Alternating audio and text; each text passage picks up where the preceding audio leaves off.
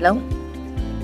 Ako si Rafa Balor, nagpuyo sa Lapu-Lapu City, Cebu o nagtrabaho sa Yamashing Cebu Filter Corporation. Isip ko sa production control schedule. Ano ang mga hamon na kinakarap ng mga manggagawa? Isip ko sa empleyado sa usa ka private organization. Usa sa mga pagsulay na magian hindi malikayan kaning kabahin sa sulok. Ang responsibilidad ang kadako sa trabaho nga mo ang ginabuhat ang serbisyo nga among ginahatag ngadto sa organisasyon kay dili ingon nga worth it o sakto sa sweldo nga among madawat apan tungod sa kalisod karon sa pagpangita o pagtrabaho, tungod sa proseso nga hastang lisuda, tungod po sa kadaghan sa mga tao nga walay trabaho. Mostly sa mga akong kauban o bisag ako sa akong opinion, ni stay me, ni dugay me tungod sa ingan ng karason apan kaning yung mga pagsulay nga mong nagian nausab o gitagaan kini pagtugon sa management karon ni okay na. Isa po sa mga pagsulay nga kanunay nga nahitabo kaniadto ug kantud karon bisag dili lang sa ako apan sa tibuok ng mga empleyado kaning paghinay o pag-uspos sa ekonomiya. Isa kini sa mga kinakahadukan sa mga empleyado kay tungod umuubos ang ekonomiya kini nga mga empleyado, kini mga trabahante mo'y dakong maepektuhan tungod umuubos ang ekonomiya.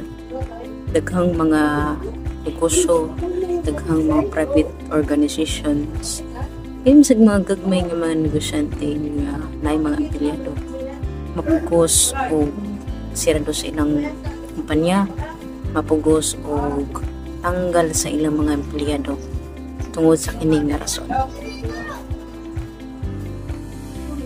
Patakaran sa manggagawa at patakaran sa trabaho.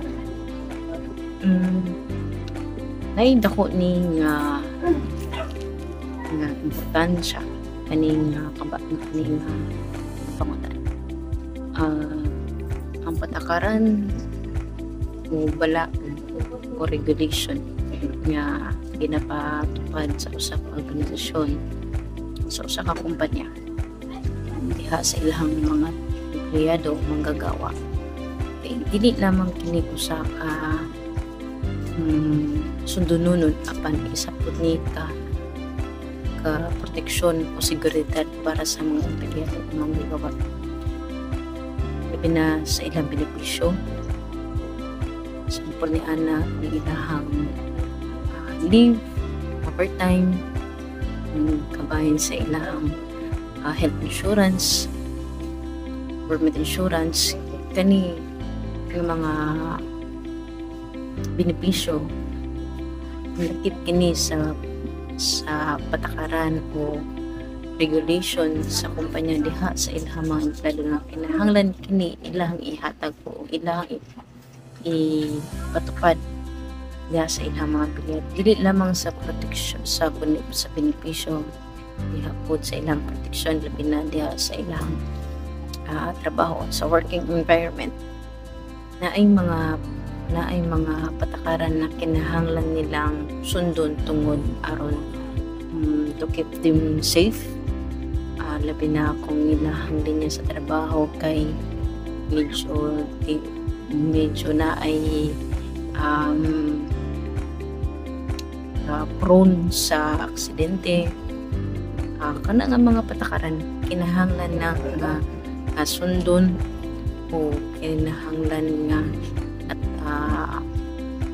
naa sa usa ka kumpanya ug kan dapat kini tumanon sa mga empleyado kay para ra man pud sa ilahang kaayohan. Ug kining mga patakaran sa trabaho o sa mga gawa kini na ilahaning panukala aron pod mahapsay ang dagan sa sistema sa usa ka organisasyon, mahapsay ang dagan sa pagtrabaho o mas effective ug efficient ang ilahang dagan sa trabaho, mas productive ang mga empleyado. Mungkahi para sa pagpapaunlad sa sektor ng pribadong industriya o negosyo. Para nako kaning duwa negosyo o pribadong industriya nako kini nga napak sa atong ekonomiya o pud ni siya nga epekto sa atong mga gawa o empleyado. Sama nako isip ko sa ka empleyado sa private industry o private organization, mas maayo unta kung kani nga mga private organization mas mudaghan, mas mulambo kay tungod dili lamang ang ekonomiya ang mutaas o mulambo ang mga empleyado usab kaning mga Pilipino nga nalinganhanglan og trabaho. Matagaan sila og oportunidad, matagaan sila kung once nga naa sila maayong oportunidad, kung naa sila maayong nga trabaho, makaprovide sila sa ilang mga pamilya, provide sila silang kulingon kani nga parte kay kinahanglan ni tagaan og atensyon pa jud nga kani nga mga pribado nga industriya managhan kay labi na ani sa syudad sa Lapu-Lapu City, daghan kay mga tao pa nga nanginahanglan og trabaho nga mga empleyado pod nga nanginahanglan niini nga sektor private industry or private organization. So mora to, salamat.